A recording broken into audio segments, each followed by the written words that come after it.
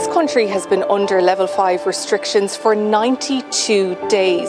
That means Ireland has been in the top 10 list of countries with the toughest restrictions in the world since the start of the year.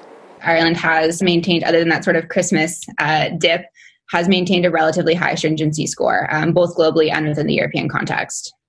After the country made headlines in January for all the wrong reasons, Ireland's 14-day incidence rate is now the third lowest in the EU.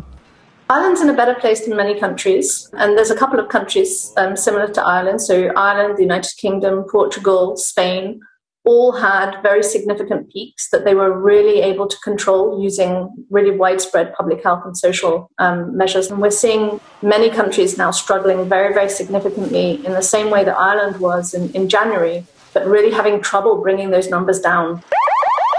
This is the third lockdown that we're going into.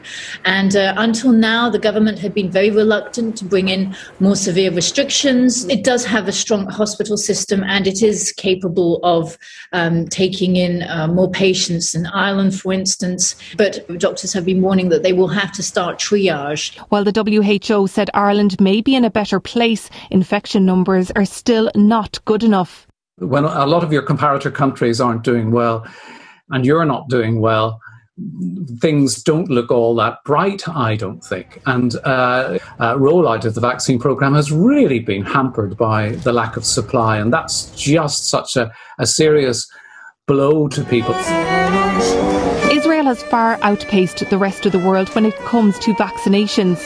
We've gone back to a normal life, and we hear the situation can be a bit more difficult in Europe, and we feel sorry for you.